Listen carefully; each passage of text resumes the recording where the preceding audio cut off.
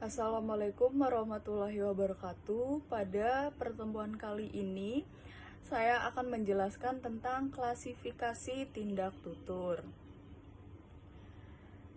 Apa itu tindak lokusi, ilokusi, dan perlokusi? Tindak lokusi adalah tindak mengatakan sesuatu atau mengujarkan kata-kata yang aktual. Tindak perlokusi mempengaruhi penutur atau mitra tutur. Sedangkan tindak ilokusi adalah tindak melakukan sesuatu. Dalam konsep teori pragmatik, tindak lokusi, ilokusi, dan perlokusi merupakan konsep dalam teori pragmatik yang dikemukakan oleh filsuf J.L. Austin dan John Searle untuk menjelaskan berbagai aspek dalam penggunaan bahasa, khususnya dalam komunikasi sehari-hari. Ketiga jenis tindakan ini berhubungan dengan cara kita mengungkapkan maksud melalui kalimat, dan masing-masing memiliki fokus yang berbeda. Selanjutnya, tindak ilokusi. Tindak ilokusi merujuk pada maksud atau tujuan pembicara dalam mengucapkan sesuatu. Dalam tindakan ini, fokusnya adalah pada tujuan sosial atau fungsional dari ucapan tersebut. Apakah untuk memberi perintah, permintaan, pernyataan, janji, atau sebagainya. Seperti itu. Jadi, kalimat tindak ilokusi terdiri dari memberi perintah, permintaan, pernyataan, janji, dan sebagainya gitu. Dalam beberapa jenis tindak ilokusi umumnya seperti asertif, yaitu untuk menyatakan sesuatu, misalnya ini adalah buku saya. Kalimat direktif untuk meminta atau memberi perintah, misalnya tolong tutup pintunya.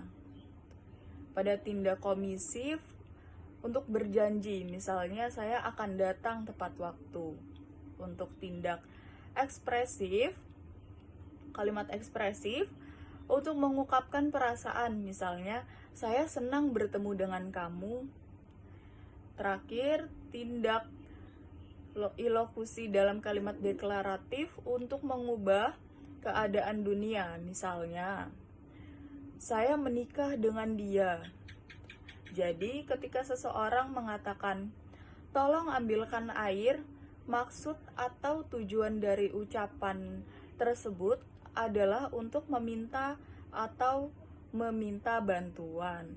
Seperti itu ya teman-teman. Selanjutnya, tindak perlokusi. Tindak perlokusi berkaitan dengan efek atau dampak dari ucapan tersebut pada pendengar.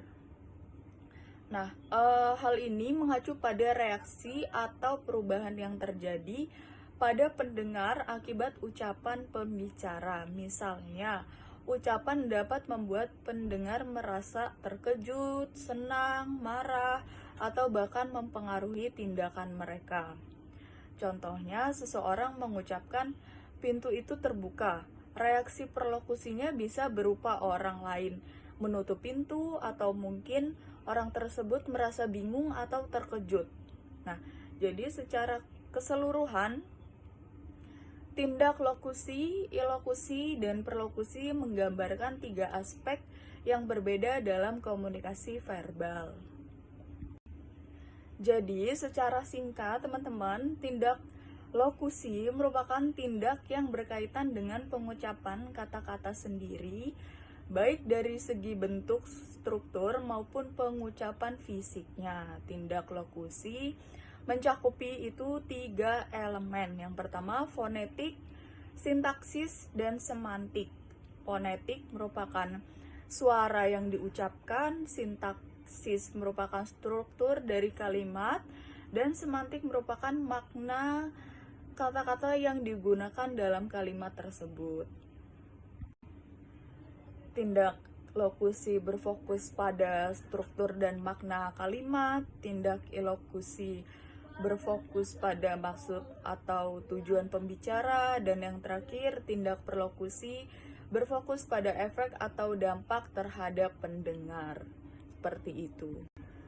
Selanjutnya, pada slide kedua, kategori tindak tutur terbagi menjadi 5.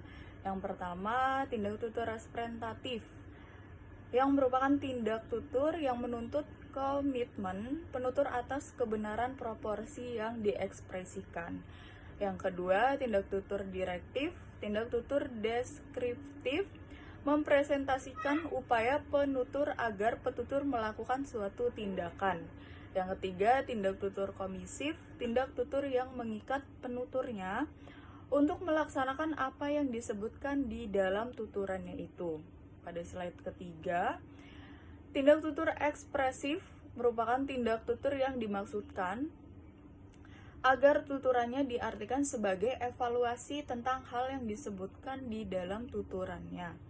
Yang terakhir, tindak tutur deklarasi bersifat kelembagaan atau institusi, yang berarti penutur melakukan tindak tutur deklarasi itu atas nama institusi atau lembaga dan kelembagaan penutur. Jadi, dalam berkomunikasi, tindak lokusi, ilokusi, dan perlokusi merupakan 3 elemen yang sangat penting dalam berkomunikasi.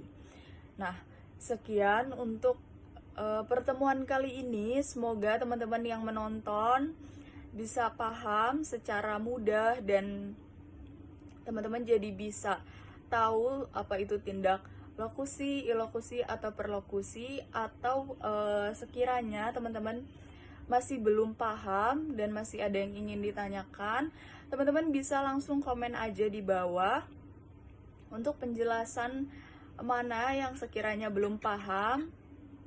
Nanti jika ada di pertemuan selanjutnya, saya akan membahas pertanyaan dari teman-teman. Seperti itu. Terima kasih buat teman-teman yang udah nonton atau yang sudah hadir dalam pertemuan kali ini. Semoga ilmunya bisa bermanfaat. Assalamualaikum warahmatullahi wabarakatuh.